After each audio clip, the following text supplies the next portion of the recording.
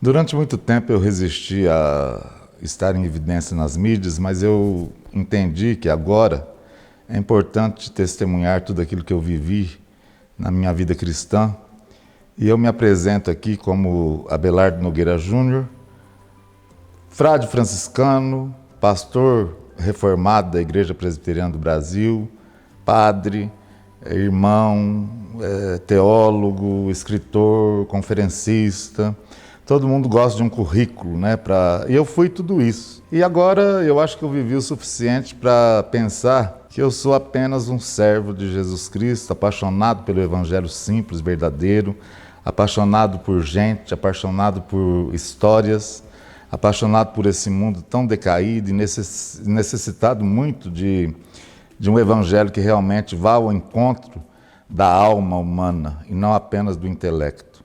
Eu vivi o suficiente para saber que todas essas discussões religiosas e todos esses discursos, sejam eles teológicos, religiosos, políticos, as pessoas estão saturadas. As pessoas não aguentam mais ouvir falar de dogmas, ouvir falar de títulos religiosos, de tantas celeumas que envolve também por trás de tudo isso um interesse financeiro muito grande de muitas igrejas, denominações e aí vai.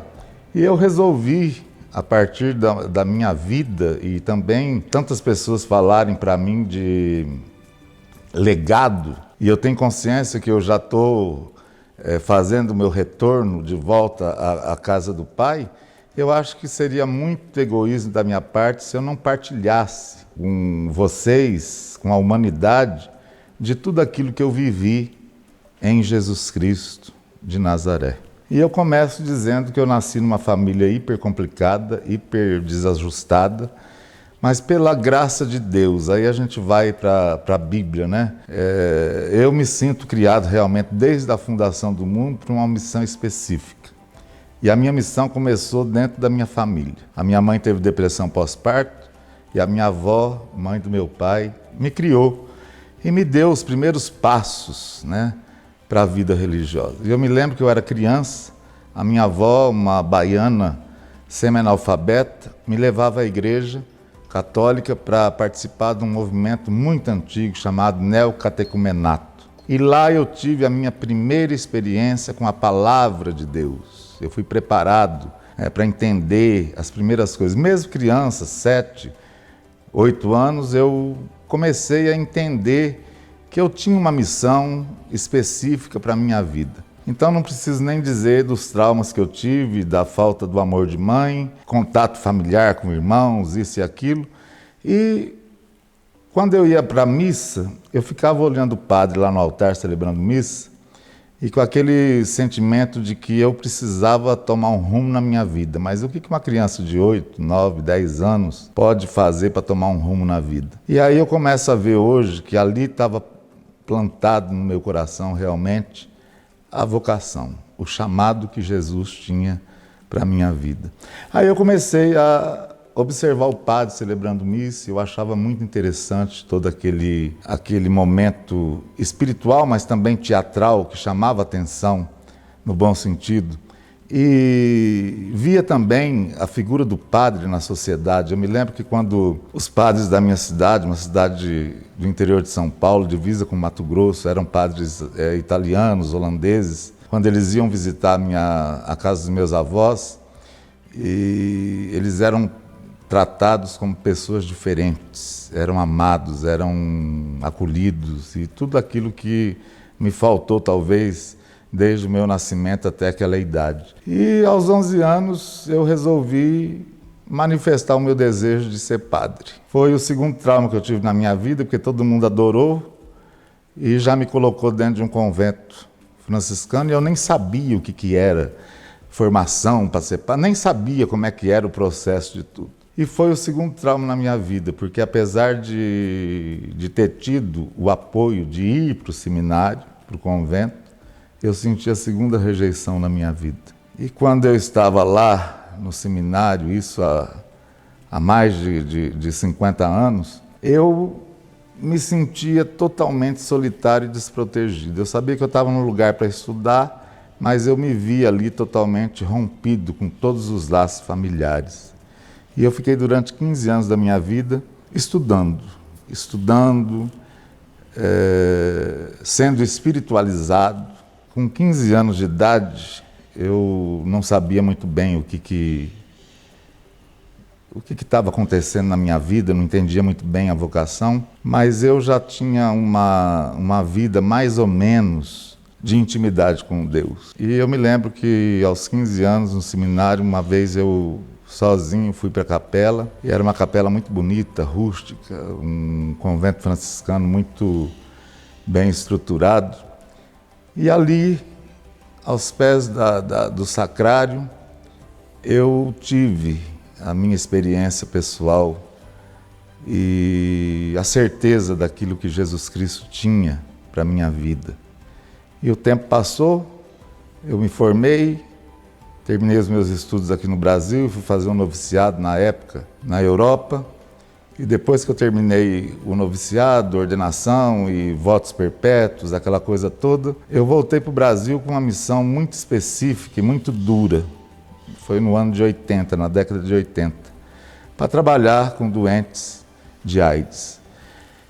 Eu penso que na década de 80 foi um momento muito importante para a humanização do cristianismo, para quem entendeu. Então, quer dizer, eu era muito jovem, vim para São Paulo, fiquei no Emílio Ribas, no Hospital Emílio Ribas, tentando entender o que era AIDS. Mas eu já comecei a perceber que AIDS era uma questão de saúde pública, que envolvia preconceito, que envolvia discriminação, que envolvia muitas dúvidas, que envolvia muitas dificuldades para a sociedade entender, a sociedade mundial. Eu sabia que eu tinha uma missão ali junto aos doentes de AIDS que, na época, morriam, muitas vezes nas ruas, muitas vezes abandonados, muitas vezes estigmatizados por uma questão moral. Eu acho que todo mundo deve lembrar da peste gay, né, do estigma que a AIDS teve no mundo todo. E eu comecei a trabalhar, a entender primeiro a questão e a trabalhar com os chamados antigamente de grupos de risco, prostitutas, homossexuais, travestis, e comecei a entender o que era o sofrimento humano. Eu agradeço muito a Deus a oportunidade de ter vivido na época da AIDS, porque o meu cristianismo, a teologia que eu aprendi, tudo aquilo que eu aprendi a respeito do serviço, estar a serviço do reino de Deus, eu aprendi com o sofrimento humano. Centenas de pessoas, de jovens, de adolescentes, de homens, mulheres, crianças, né, morreram praticamente nas minhas mãos. Eu acompanhei até a morte. Eu fui um dos primeiros religiosos no Brasil a montar uma casa de apoio a doentes terminais de AIDS. E isso mudou a minha vida. Mudou a minha vida em relação à morte. Eu trabalhei durante 15 anos preparando as pessoas para morrerem. Eu não quero fazer desse canal um canal onde nós vamos discutir dogmas e teologia. Não é. Esse canal é um canal de experiências de vida com o evangelho simples.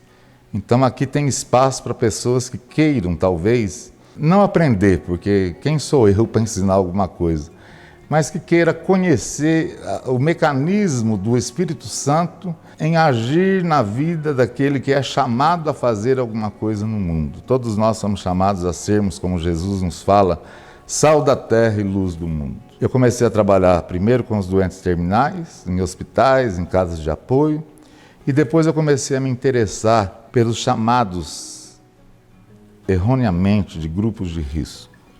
Porque quem pegava AIDS naquela época eram gays, travestis, prostitutas e usuários de droga endovenosas. E durante muitos anos permaneceu essa ideia. E eu me lembro que eu comecei a trabalhar com prostitutas e com travestis. E antigamente, eu acho que hoje não existe mais, mas nas cidades do interior, as zonas de Meretrício eram afastadas.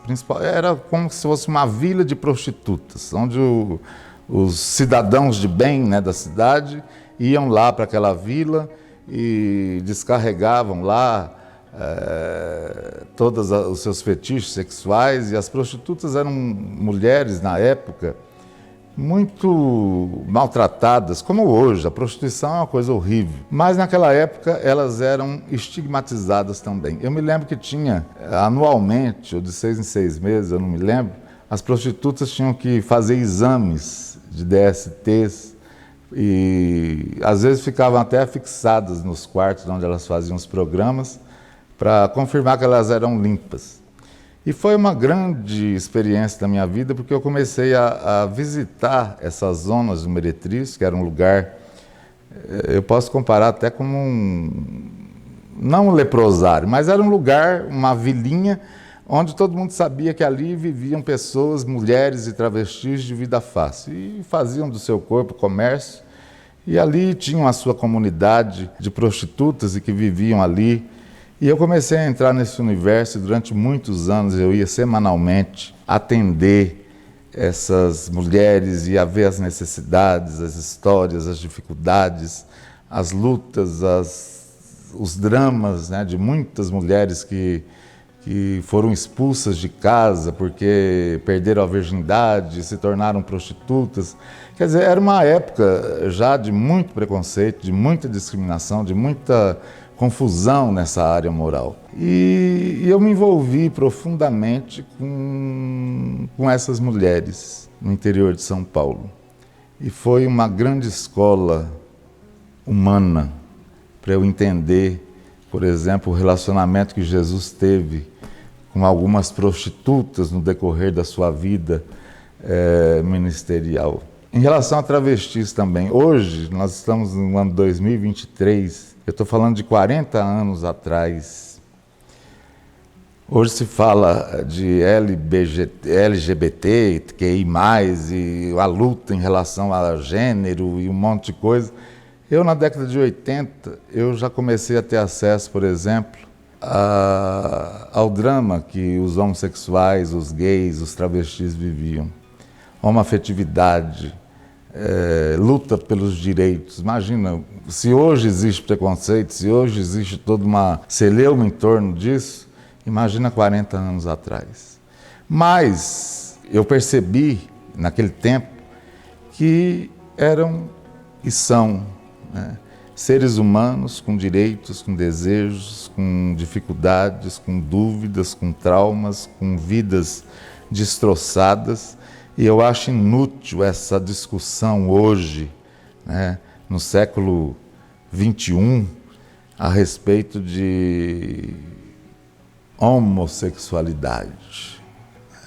Eu acho uma palhaçada as igrejas perderem tempo de discutir uma coisa que vem lá do Jardim do Éden, né, do pecado. E quando a gente fala em pecado, a gente fica assustado, porque os pecados, né, na nossa vida são aqueles pecados morais, de sexo, e hoje está muito difundida essa questão de preconceito e discriminação. Eu vejo hoje muito mais preconceito em relação à sexualidade do que há 40 anos. E é uma coisa impressionante, parece que a gente não aprende, né? E a grande questão não é a homossexualidade, a bissexualidade. O grande problema da humanidade, desde que o mundo, é a sexualidade, que é complexa. E nós, muitas vezes, como teólogos e guardiães, né, dos bons costumes, das coisas, nós nos metemos de uma forma desrespeitosa, desumana e antibíblica em relação a coisas que diz respeito ao ser humano que vive o drama da sexualidade, não da homossexualidade. Eu acho que nós levantamos uma bandeira hoje tão desnecessária, porque dentro de nós existe as dificuldades que todos nós temos em relação a esse tema que é tão complexo. Eu vejo hoje uma grande dificuldade da igreja e do cristianismo, principalmente, que é o nosso caso, de entender o problema realmente do ser humano. Se fala tanto que nós somos decaídos, que nós não prestamos, que nós não sei o quê, a teologia calvinista, né? Nós somos depravados, nós somos isso, nós somos aquilo, e batemos sempre nessa tecla de depravação total do homem, tudo tal, e muitas vezes a gente se esquece da graça de Deus que vem apagar essa depravação. Mas a gente insiste em ficar, muitas vezes, desculpa a expressão, se masturbando nessa questão, nesse tema, aonde não leva ninguém a lugar nenhum. Somente a discussões desnecessárias e há muitos conflitos que agravam ainda mais as dificuldades naturais que o homem tem, não só na sexualidade, mas em outras áreas da vida. E eu aprendi muito com a AIDS a ser humano com o humano, talvez mais sofredor do que eu. E tive muitas experiências, e talvez seja um lema da minha vida, talvez um clichê meio ridículo. Experiência não se explica, se vive. E o que eu pretendo no canal das mídias sociais aí, é tentar falar das experiências que eu vivi e que são minhas, mas que pode servir para humanizar talvez a sua própria vida e o seu cristianismo para o bem da humanidade, no lugar onde você está inserido hoje, na sociedade, na igreja, no trabalho, na faculdade, sei lá onde. E eu vejo que as experiências que eu vivi e que Deus permitiu que eu vivesse, me deu uma sensibilidade maior à vida humana. E uma consciência também em relação à finitude da vida, ao prazo que nós temos de validade aqui no mundo. E eu aprendi muito cedo que não importa quanto tempo nós vamos viver aqui, nesse mundo tão complexo, bonito, lindo. Eu, como franciscano, eu pude aprender desde a minha infância nos conventos que eu passei, a ver que o mundo é lindo, que a natureza é divina, que a cada dia Deus cria e recria e pinta, né, um cenário novo para que a gente possa usufruir de tudo isso. É maravilhoso a gente ver que o mundo é belo, mas que muitas vezes a gente não tem tempo de contemplar. Eu pude perceber no meu trabalho com doentes de AIDS que a vida ela precisa ser encarada de uma forma mais leve, mais terna, mais tranquila, menos pesada, menos dramática.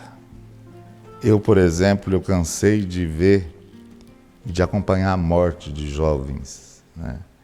Que quando os médicos diziam, olha, tem algumas horas, eu às vezes ficava gastando meu tempo ali, segurando a mão da pessoa, né?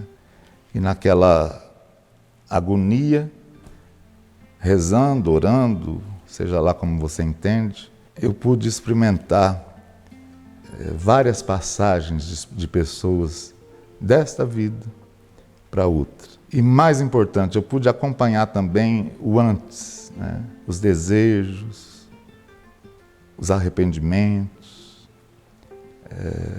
as carências, muitas vezes pedidos, né? Eu lembro uma vez que uma mulher que eu estava acompanhando, ela em fase final de AIDS, com tuberculose, com um monte de doenças advindas da AIDS. Ela tinha 2 filhas e no final, uns dias antes dela morrer, ela perguntou para mim, ela falou, Frei, o senhor vai cuidar das minhas filhas? E eu falei, olha, aí nós começamos a conversar sobre o planejamento para que ela pudesse ir embora em paz. E eu falei, olha, eu não posso cuidar das tuas filhas, mas a gente pode encontrar meios que você possa ir em paz para junto de Deus, deixando as tuas filhas também aqui em paz. Nós vamos encaminhar as suas filhas para que elas tenham uma vida digna aqui, sem você. E conversando abertamente com essa mulher, que era usuária de droga, prostituta, tudo, e levando essa mulher também a uma tranquilidade espiritual e uma morte feliz, né?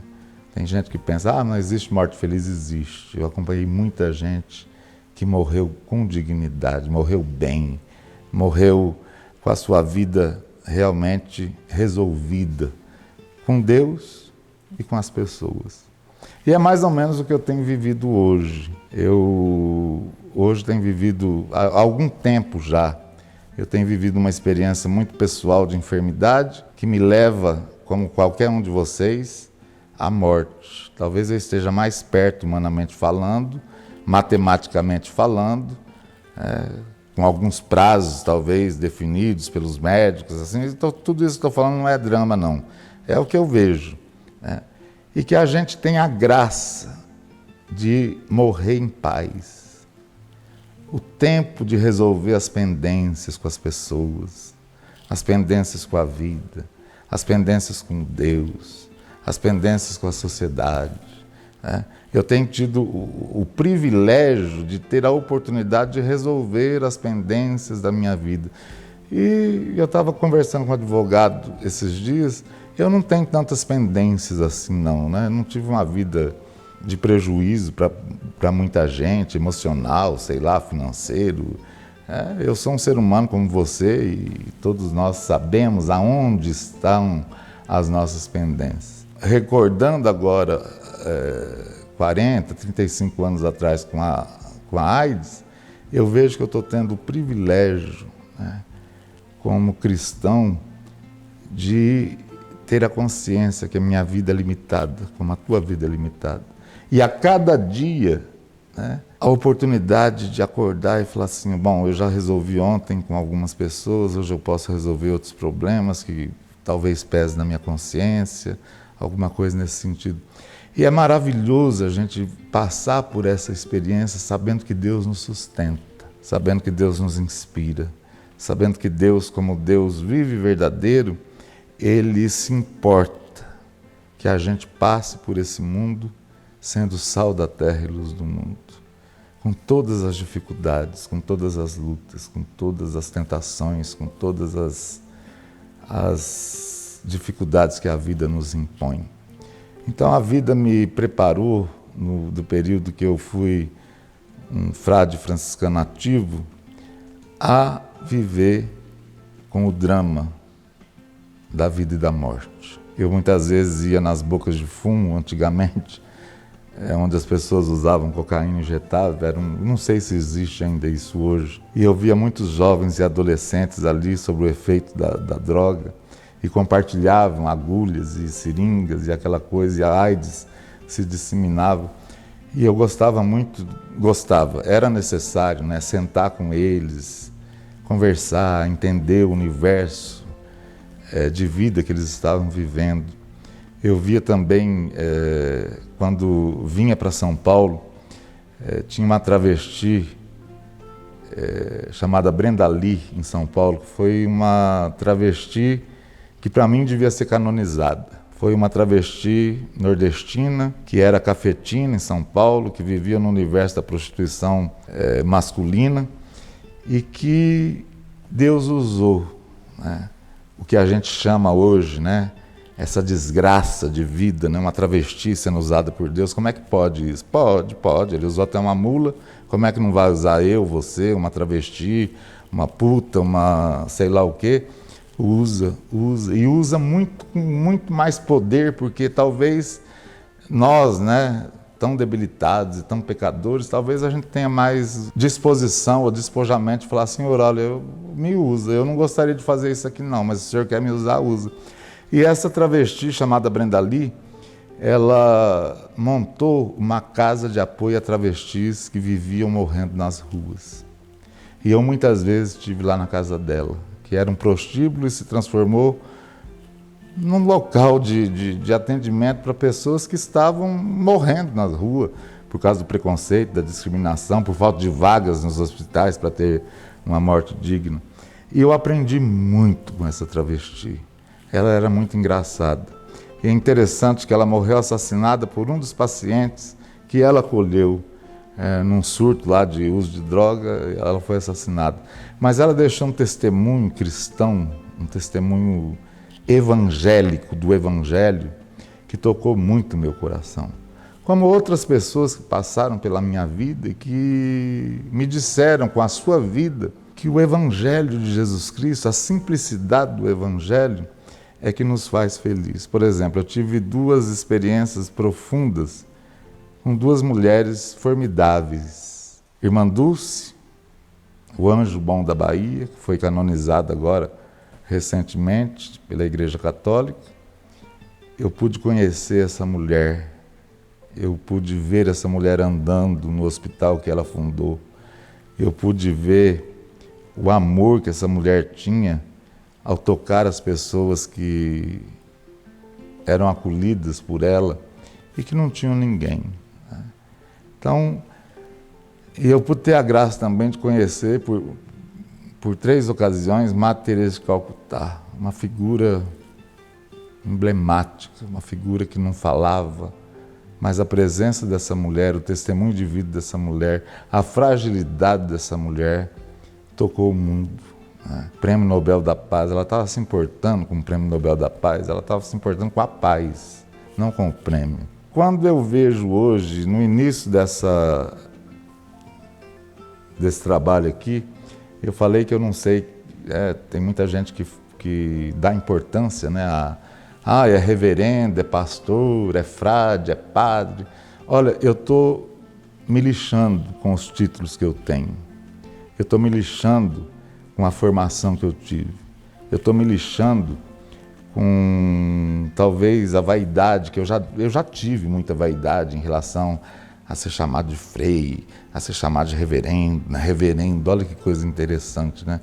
Quando alguém me chamava de reverendo há uns 15 anos passados, eu ficava assim, nossa, eu sou reverendo, né? Reverendo, né? Pecador, eu nem sei o que significa reverendo. Hoje eu tenho vergonha quando alguém me chama de reverendo. Quando alguém me chama de pastor, eu fico com temor, porque pastor não é aquele que está no púlpito, né? Não é aquele que está ali pregando, colocando as suas ideias teológicas, colocando as suas... Não, pastor é muito mais do que púlpito, do que igreja. Pastor, na concepção principalmente do Novo Testamento, é aquele que cuida, é aquele que limpa, é aquele que sente, tem um olfato apurado para sentir o cheiro da ovelha, é aquele que entende a ovelha, é aquele que acolhe a ovelha, que cuida da ovelha, é aquele que trabalha muito, né, para levar, para pastar. Ovelha é um bichinho, né? Outro dia eu estava estudando lendo a respeito disso, né? Ovelha talvez seja o bichinho mais frágil que existe, e que Jesus Cristo, e no Antigo Testamento também, né? No judaísmo, a ovelha é também um bichinho muito, muito frágil. E não é à toa que Jesus se coloca como pastor que cuida realmente das ovelhas. Diferente de nós hoje, pastores, ou padres, ou bispos, ou apóstolos, né? Hoje a gente tem uma celeuma de gente com títulos de não pastor. E eu cheguei num determinado momento da minha vida que eu confesso para vocês que muitas vezes todos esses títulos nos colocam numa posição assim de estar num pedestal. Mas a vida vai ensinando que esse pedestal teológico não vale nada. Atrapalha a nossa vida porque muitas vezes nós usamos do nome de Deus para nos projetarmos, né? Talvez, às vezes eu fico vendo, o que seria de mim se não fosse Deus? O nome de Deus, a pessoa de Deus, a figura da igreja, tanto a católica quanto a protestante, o que seria de mim? Mas agora, quase no final, eu percebo assim, gente, muitas vezes talvez eu tenha usado do nome de Deus para sobreviver. Eu não estou desqualificando as pregações, eu não estou desqualificando a figura do pastor, do padre, muito pelo contrário.